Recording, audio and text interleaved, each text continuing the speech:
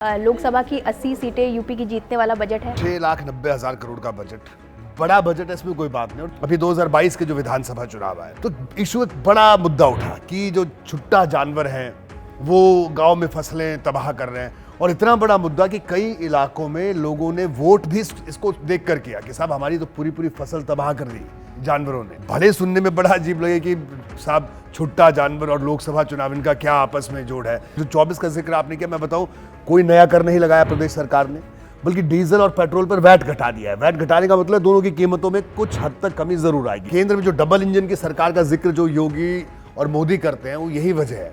जैसे उत्तर प्रदेश में भी इस बजट में बात करेगी 21 एयरपोर्ट जो उत्तर प्रदेश में विद इन उत्तर प्रदेश जिनकी कनेक्टिविटी होगी, बहुत बड़ी बात है, अपने आप में आ जाएंगे, यानी हर जिले में मेडिकल कॉलेज होगा। तो उत्तर प्रदेश सरकार ये दिखाने की कोशिश कर रही है कि वो हर मोर्चे पर, कनेक्टिविटी के मोर्चे पर, इंफ्रास्ट्रक्चर के मोर्चे पर वो मजबूती से खड़ी है। कि जो पुरानी खेती है, जब खेती के नए तरीके आए कि आप अपनी कम जमीन में आप ज्यादा वहां पर प्रोडक्शन कर सकें, ज्यादा उत्पाद कर सकें, तो उसके लिए किसानों को खास तौर पर ट्रेन किया जाएगा। तो अयोध्या, काशी, मथुरा, ये 3 आध्यात्मिक केंद्र भी। और अखिलेश की काली शेरवानी, तो व्यक्तिगत तौर पे अखिलेश यादव से तो आज बात नहीं हुई, लेकिन सपा के कई विधायकों से व्यक्तिगत तौर पे बात हुई। आजम खान साहब शेरवानी पहनते थे, अपने बजट को खर्च नहीं कर रहा है, तो सीधा मतलब यह है नैन्सी को निकम्मा है। उत्तर प्रदेश की योगी सरकार अपना बजट पेश कर चुकी है। इस बार का बजट करीब 7 लाख करोड़ का है, जो अब तक का यूपी का सबसे बड़ा बजट माना जा रहा है। हालांकि अखिलेश, शिवपाल, मायावती समेत तमाम विपक्षी दलों को ये बजट रास नहीं आया। लेकिन सवाल ये है कि योगी का ये बजट 2024 में यूपी की 80 सीटें जीतने वाला है या नहीं। नमस्कार, मेरा नाम है नैन्सी बाजपेयी और आज हम इन्हीं तमाम मुद्दों पर चर्चा के लिए बैठे हैं रोहित सावल सर के साथ। नमस्कार सर। बजट सर पेश हो गया। सवाल पहला ज़रूरी ये उठता है कि इस बजट को 24 के चुनाव से जोड़कर देखा जा रहा था, तो क्या हम इस बजट को लेकर हम ये कह सकते हैं कि ये लोकसभा की 80 सीटें यूपी की जीतने वाला बजट है? देखिए नैन्सी, जो बजट है इस बार का, मैं आपको बात बताऊं, देखिए 6,90,000 करोड़ का बजट, बड़ा बजट है, इसमें कोई बात नहीं। और देखिए बड़ी नेचुरल सी बात है, अगर आप जैसे जैसे हम आगे बढ़ेंगे स्वाभाविक सी बात है, अगर हम 25-26 के बजट की बात करेंगे उससे भी बड़ा होगा। यानी बजट का जो आकार है, जो साइज है बजट का, जो पैसे की बात है। अब आपने बात की 2024 से इसको जोड़कर कैसे देखा जाए, तो देखिए 2024 को जोड़ के अगर देखने की बात है तो बड़ा छोटी छोटी 2 बड़ी अहम बातें हैं। बाकी इस बजट में सामान्य वो सब चीज़ें हैं, सरकार के जो खर्चे हैं, देनदारियां हैं, लोगों की सैलरीज देनी है, इसके अलावा सेक्टर के लिहाज से कि कृषि के क्षेत्र में क्या करना है, इंफ्रास्ट्रक्चर के लिए क्या करना है, या बाकी सेक्टर्स के, हेल्थ के लिए क्या करना है, वो सब इस बजट में है। लेकिन आप 2024 का जिक्र करें, मैं आपको बताऊं कि अगर आपको ध्यान होगा, अभी 2022 के जो विधानसभा चुनाव आए तो इशू एक बड़ा मुद्दा उठा कि जो छुट्टा जानवर हैं वो गांव में फसलें तबाह कर रहे हैं। शुरुआत में हम लोगों को भी लगा, हम लोग भी जब रिपोर्टिंग करते थे शहर में तो शायद इस बात का एहसास नहीं था, लेकिन जैसे जैसे चुनाव बढ़ता गया और जब अलग अलग फेजेस में चुनाव गांव की तरफ बढ़ा, जब हम गांव में गए तो हमने देखा कि वहाँ सचमुच एक बड़ा मुद्दा है। और इतना बड़ा मुद्दा कि कई इलाकों में लोगों ने वोट भी इसको देख कर किया कि साहब हमारी तो पूरी पूरी फसल तबाह कर दी जानवरों ने, और आपने इन जानवरों के लिए क्या किया। तो ऐसे में मैं आपको बताऊं, ये 2024 के लिए भले सुनने में बड़ा अजीब लगे कि साहब छुट्टा जानवर और लोकसभा चुनाव इनका क्या आपस में जोड़ है, लेकिन इन दोनों बातों में बहुत बड़ी बात वो है, अगर आप उत्तर प्रदेश के गांव में जाएंगे, छोटे कस्बों में जाएंगे, वहाँ किसान से बात करेंगे, वो आपको बताएगा कि छुट्टा जानवरों से वो कितना परेशान है। और इस परेशानी का आभास योगी सरकार को है। यही वजह 750 करोड़ रुपए का बजट का प्रावधान खास तौर पर इसलिए रखा गया है कि जो छुट्टा जानवर है, जो गोवंश है, उसको रखने के लिए हर जिले में इस तरह के केंद्र बनाए जाएंगे। और अकेले बुंदेलखंड की मैं आपको बात करूं तो बुंदेलखंड के हर जिले में 3 से 4 इस तरह के केंद्र बनाने का प्रावधान इस बजट में रखा गया है। और इसके अलावा और भी कई चीजें, देखिए रोजगार को लेकर जहां तक बात है तो सरकार ने बात की, किसानों की बात की, स्टार्टअप की बात की, किसानों के लिए स्टार्टअप की बात की, इसके अलावा किसानों को एजुकेट करने की बात की। और एक और बात, जो अधिवक्ता है, जो नए नए लोग वकील बने हैं, उनको शुरुआती दौर में किताबों की जरूरत पड़ती है, तो उसके लिए भी बजट में प्रावधान रखा गया। यानी कुछ हद तक इस बजट को कितना लोक लुभावन बनाया जा सके, इस पर जरूर काम किया गया है। और जो 24 का जिक्र आपने किया, मैं बताऊं, कोई नया कर नहीं लगाया प्रदेश सरकार ने, बल्कि डीजल और पेट्रोल पर वैट घटा दिया है। वैट घटाने का मतलब दोनों की कीमतों में कुछ हद तक कमी जरूर आएगी। जी 24 से इसलिए भी जोड़ा जा रहा है सर, क्योंकि बार बार कहते ये कहा जाता आया है कि दिल्ली की गद्दी का रास्ता यूपी से होकर गुजरता है, तो अगर एक लाइन में अगर मैं पूछूं आपसे, तो मतलब ये 24 के लिहाज से परफेक्ट बजट है? लेकिन नैन्सी, अगर चुनाव की बात अगर आपको मतलब 10 में पॉइंट देने हो 24 से जोड़ते हुए, तो आप कितना देंगे? देखिए, पॉइंट की अगर आप बात करें तो मैं आपको बताऊं, देखिए बजट अच्छा है। बुराई इस बजट में, हम ये तो ठीक, वैसे अगर विपक्ष कहता कि साहब कैसा बजट है, तो कहता है एकदम निराशाजनक बजट है। तो आशाजनक बजट क्या हो सकता है? एक बड़ी बात है। देखिए, हर सरकार के पास, मैं ये नहीं कह रहा हूं कि योगी सरकार है, कोई भी सरकार आएगी, अब लिमिटेशन है, यानी आपके पास आय, इनकम कितनी है और एक्सपेंडिचर कितना है, ये आपको देखना है। इसके अलावा बड़ी हद तक आप केंद्र पर निर्भर हैं कि केंद्र से आपको क्या कुछ मिलता है। तो ऐसी स्थिति में ये बजट और केंद्र में जो डबल इंजन की सरकार का जिक्र जो योगी और मोदी करते हैं, वो यही वजह है कि कुछ हिस्सा बजट से, कई चीज़ें, कई ऐसी योजनाएं जो स्टेट स्पॉन्सर्ड होती हैं, उसको प्रदेश सरकार की तरफ से लाया गया। कई योजनाएं जो केंद्र से आनी है, तो दोनों जगह भारतीय जनता पार्टी की सरकार है। ऐसे में दोनों में सामंजस्य जरूर बिठाया गया है कि जिस सेक्टर को जरूरत है बड़ी योजनाओं की, केंद्र से पैसा आए और कुछ पैसा प्रदेश सरकार ने डाला। जैसे मैं आपको छोटी सी बात बताऊं, जैसे उत्तर प्रदेश में भी इस बजट में बात कही, 21 एयरपोर्ट जो उत्तर प्रदेश में, विद इन उत्तर प्रदेश, जिनकी कनेक्टिविटी होगी, बहुत बड़ी बात है अपने आप में। तो 21 एयरपोर्ट के लिए कुछ हिस्सा, कुछ प्रावधान उत्तर प्रदेश सरकार की तरफ से किया गया, कुछ केंद्र से आएगा। तो ये डबल इंजन की बात है, जिस डबल इंजन से 24 का चुनाव जीतने की कवायद इसे कह सकते हैं। और बिल्कुल सही आप कह रहे हैं कि ऐसी, अगर आप बात करें कौन कौन सी बातें, तो ऐसी कई छोटी छोटी बातें, जैसे ये मैंने आपको बात बताई। इसके अलावा इधर एक और बड़ी बात है, हर जिले में मेडिकल कॉलेज। अभी उत्तर प्रदेश में जो मौजूदा स्थिति है, उसमें 45 जिले ऐसे हैं जहां पर हर जिले में मेडिकल कॉलेज है, और करीब, जहां तक मेरी जानकारी, हो सकता है मैं एक आध डिजिट का ऊपर नीचे भी हो सकता है, लगभग 16 जिले ऐसे हैं, 14 जिले ऐसे जहां पर मेडिकल कॉलेज का निर्माण चल रहा है, और बाकी जो जिले बचे उनमें सब में मेडिकल कॉलेज बनाए जाएंगे, यानी हर जिले में मेडिकल कॉलेज होगा।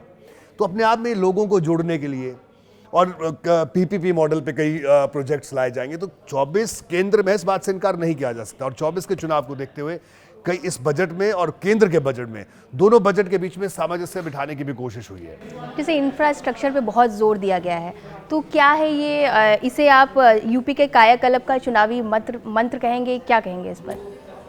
देखिए नैन्सी, अगर उत्तर प्रदेश की आप बात करें, हमारे प्रदेश में सब कुछ है, जमीन है, मैन पावर है, सब कुछ है हमारे पास, ह्यूमन रिसोर्स की मैं बात कर रहा हूँ, सब कुछ है। लेकिन सबसे बड़ी दिक्कत देखिए लॉ एंड ऑर्डर की दिक्कत थी, जो एक सरकार ने परसेप्शन भी बनाया और जिसमें काफ़ी हद तक सुधार हुआ है, जो लोग विपक्ष भी ये बात कहता है।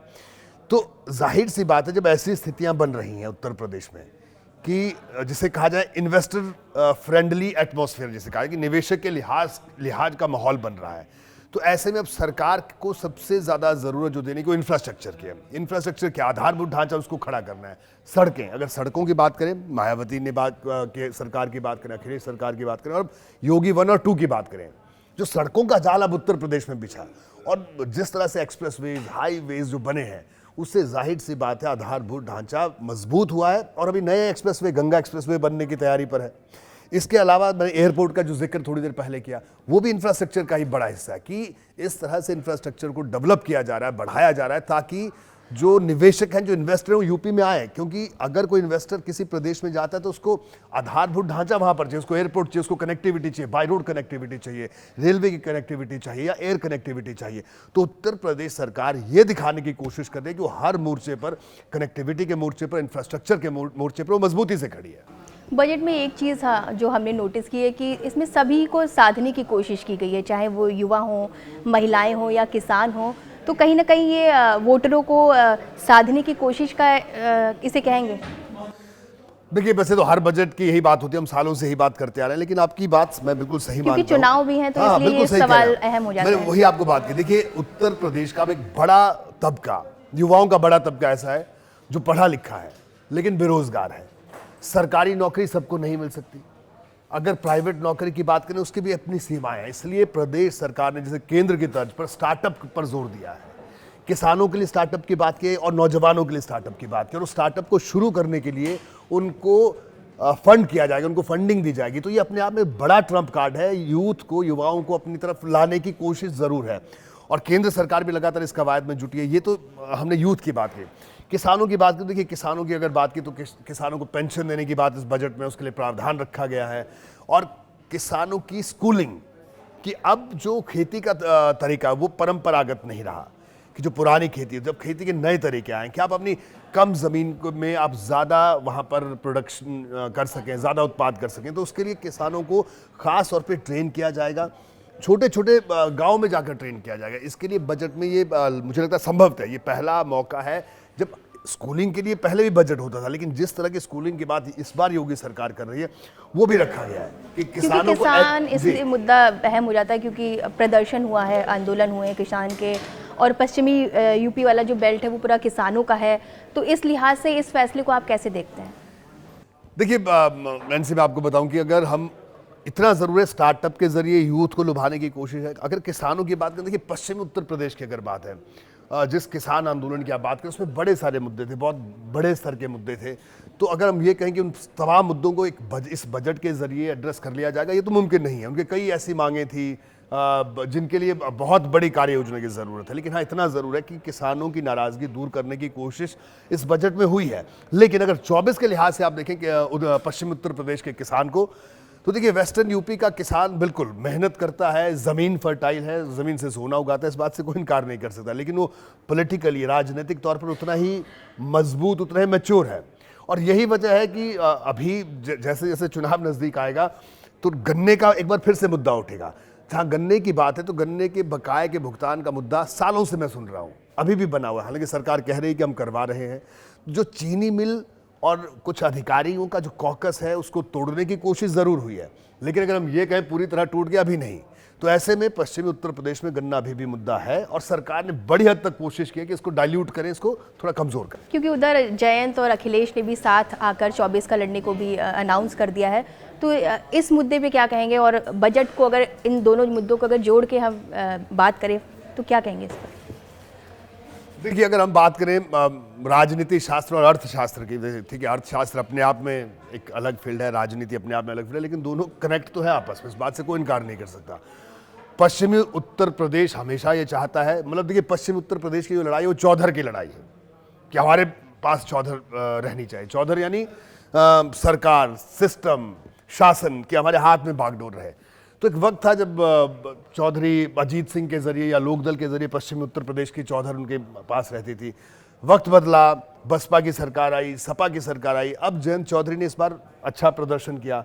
तो एक बड़ा तबका, जैसे भी बाई इलेक्शन वहाँ पर हुआ खतौली में, तो आरएलडी वहाँ पर जीती, यानी आरएलडी सपा गठबंधन वहाँ पर जीता। लेकिन पश्चिमी उत्तर प्रदेश में बीजेपी के प्रदेश अध्यक्ष वहीं से आते हैं। बीजेपी वहाँ पर मजबूत तरीके से ज़मीन पर लड़ रही है, लेकिन उसके बावजूद एक बड़ी बात यह है, जो गन्ना किसान है, जो किसान वोटर है, बीजेपी को डर अभी भी है कि किसान वोटर उससे छिटक सकता है। हालांकि मैं आपको बताऊं, अभी विधानसभा का चुनाव हुआ, ऐसा नहीं हुआ, वोट पड़ा भारतीय जनता पार्टी को, लेकिन उतना नहीं पड़ा जितना पड़ता था।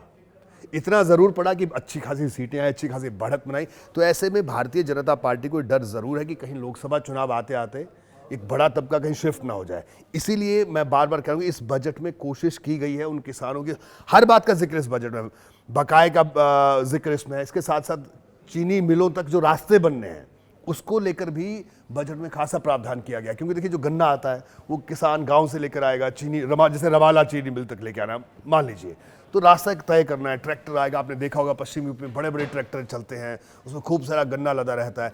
तो वो भी एक बड़ी समस्या रहती है। गाँव में सड़कें नहीं हैं, छोटी सड़कें हैं, कच्ची सड़कें हैं। तो उसके लिए कि जो ऐसे गाँव हैं जो जिनकी कनेक्टिविटी मेन रोड से नहीं है, उसको भी कनेक्ट करने का प्रावधान इस बजट में, यानी पश्चिमी उत्तर प्रदेश की जो गन्ना बेल्ट है, जो किसान है, उनको साधने की पूरी कोशिश इस बजट के जरिए की गई है। सर, बजट में एक और चीज़ जो नोटिस की गई है कि तीर्थ क्षेत्रों पे बहुत फोकस किया गया है। अयोध्या हो गया, काशी हो गया, मथुरा हो गया, यहाँ तक कि गोरखपुर जहाँ से योगी जी खुद आते हैं। तो सवाल ये है कि क्या ये राजनीति का कोई राम राज्य प्लान है? देखिए नैन्सी, जिन तमाम जगहों का जिक्र आपने किया, चाहे अयोध्या की बात करें, काशी की बात करें, मथुरा की बात करें, अगर ये आध्यात्मिक ऊर्जा के केंद्र हैं तो ये राजनीतिक ऊर्जा के केंद्र भी ये तीनों स्थान हैं। आप देखिए, अयोध्या की बात करें, भारतीय जनता पार्टी का बड़े लंबे अरसे से मुद्दा रहा, राम मंदिर आंदोलन पूरा का पूरा देखें, उसका राम मंदिर बन रहा है वहाँ पर, 24 से पहले बनकर तैयार होगा। तो ये तमाम चीज़ें तो ही हैं। लेकिन जैसे अयोध्या की बात करें, ठीक है, राम मंदिर बन रहा है, एक बड़ा केंद्र बन रहा है, लेकिन वहाँ भी इंफ्रास्ट्रक्चर, एक बड़ा एयरपोर्ट वहाँ बन रहा है। इसके साथ साथ उस पूरे इलाके को डेवलप करने की कोशिश है ताकि वो पूरा का पूरा इलाका एक स्पिरिचुअल टूरिज्म का हब बने, उससे रोजगार जनरेट हो, और उससे जाहिर सी बात है सरकार की छवि भी चमकेगी। और यही सरकार का, आपने सही शब्द का इस्तेमाल किया, ये राम राज्य प्लान है कि किस तरह से राम को केंद्र में रखकर रोजगार को बढ़ाना है, प्रदेश को चमकाना है, अर्थव्यवस्था मजबूत होगी, सब चीज़ें उससे बेहतर होंगी। और एक आध्यात्मिक जो टूरिज्म है, जो पर्यटन है, उसको बढ़ावा मिलेगा। काशी की बात करें, कॉरिडोर बनने के बाद वहाँ पर अगर आप देखें तो वहाँ पर लगातार जो फुटफॉल है बनारस में, मैं मंदिर की बात तो अलग करूँ, वो बहुत ज़्यादा बड़ा है। कॉरिडोर आने के बाद वहाँ पर जो तमाम होटल व्यवसायी हैं या दूसरे व्यापारी, अगर आप उनसे बात करें तो बताएंगे साहब हमें बहुत फ़ायदा हुआ है। अब अगर मथुरा की बात करें, मथुरा में देखिए अगर बात, तो मथुरा भी बड़ा आध्यात्मिक केंद्र है। हालांकि वहाँ पर विवाद अभी जारी है, लेकिन उस बीच भी वहाँ पर प्रयास ये है कि उसके आसपास का जो इलाका है, जन्मभूमि के आसपास का जो इलाका है, उसको विकसित किया जाए। तो कहीं ना कहीं मतलब ये वोट में कन्वर्ट हो सकता है बीजेपी के। बिल्कुल संभव यही कोशिश है। भारतीय जनता पार्टी देखिए सांस्कृतिक राष्ट्रवाद की बात करती है, सांस्कृतिक राष्ट्रवाद की बात करती है। और भारतीय जनता पार्टी का कहना है कि सब राम कृष्ण ये सब हमारे आस्था के केंद्र हैं। तो जाहिर सी बात है, अगर वो बोलते हैं तो वो करके भी दिखाना चाहते हैं, ताकि लोगों में ये संदेश जरूर जाए कि हम कहते नहीं, हम करते भी हैं। सर, एक चीज़ और नोटिस की है कि बजट में संतुलन बनाए रखने की कोशिश की गई है, चाहे अवध हो, बुंदेलखंड, पश्चिमी यूपी हो गया और पूर्वांचल हो गया। तो क्या सबको खुश किया जा सकता है इस बजट के जरिए?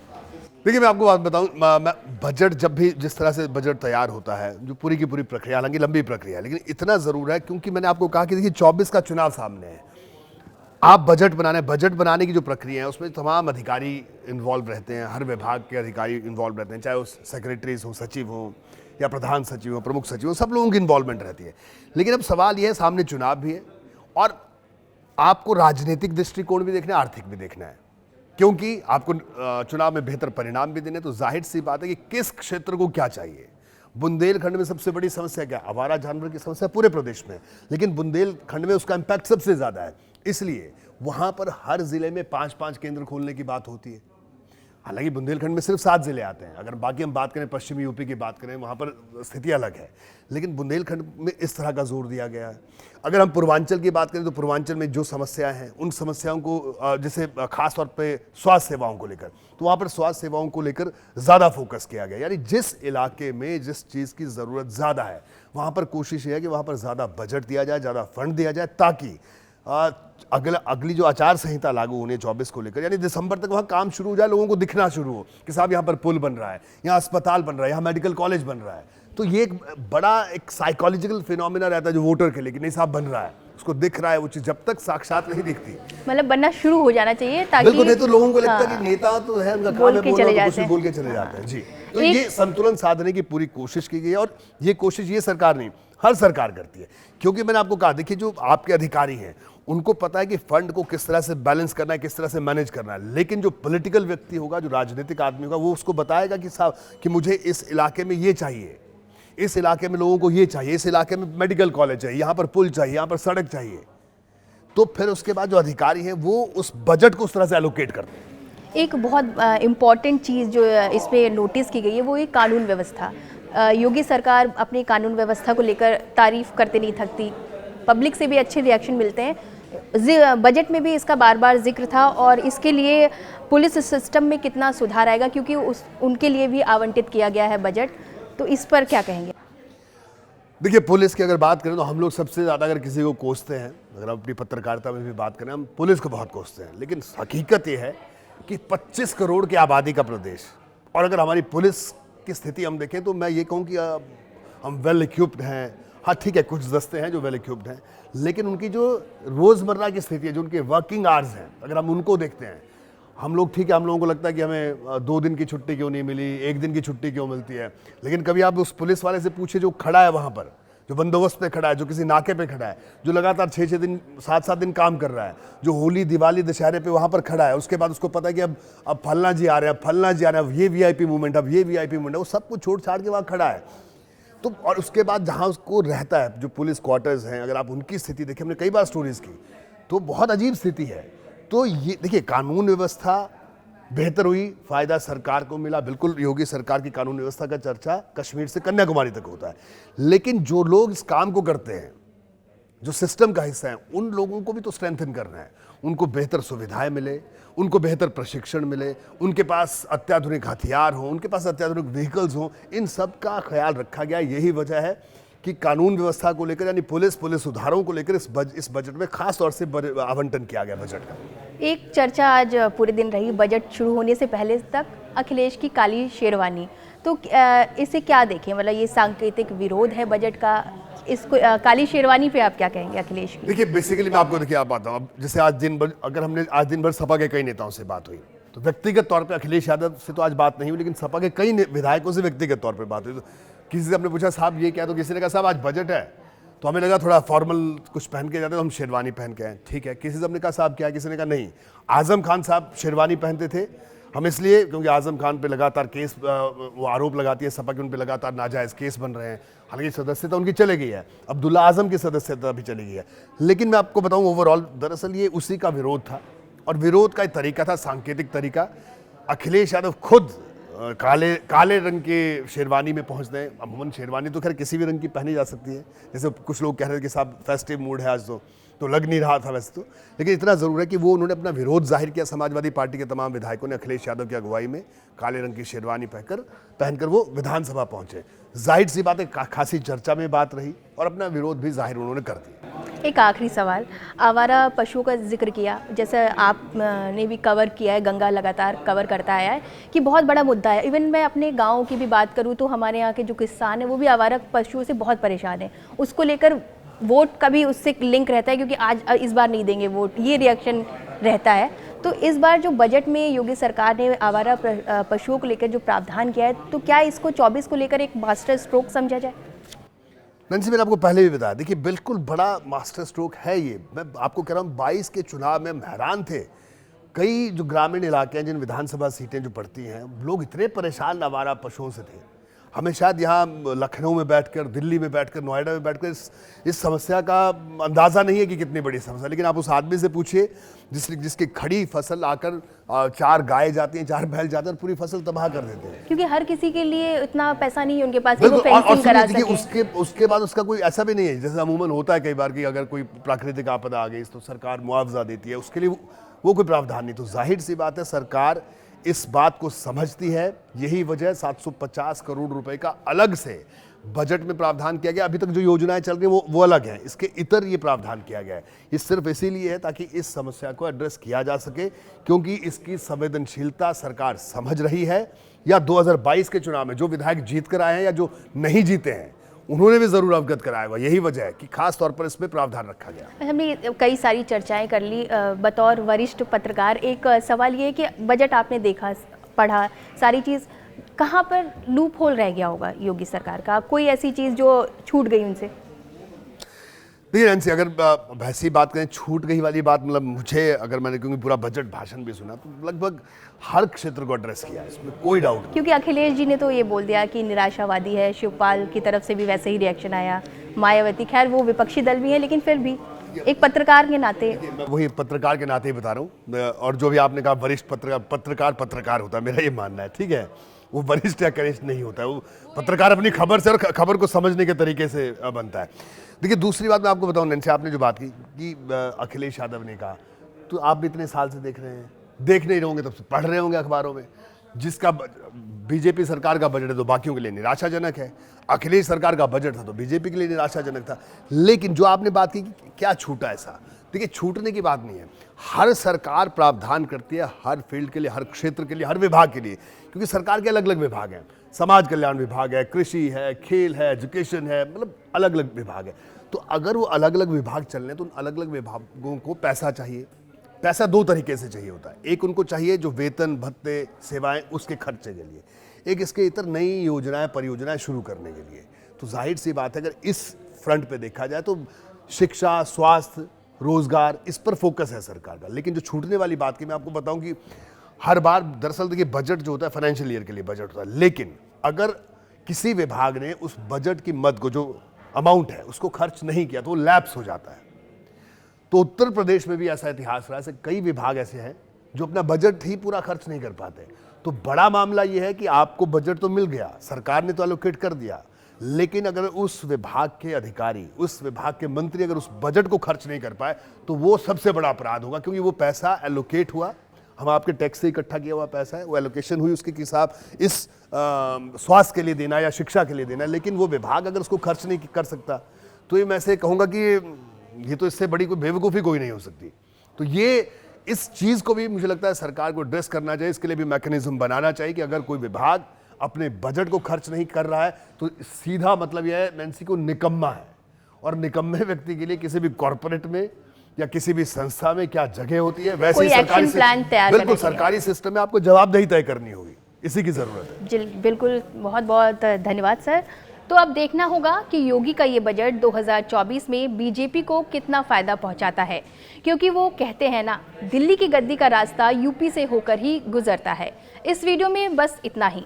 योगी सरकार के इस बजट पर क्या है आपकी राय, ये कमेंट कर जरूर बताएं और वीडियो को लाइक और चैनल को सब्सक्राइब करना ना भूलें।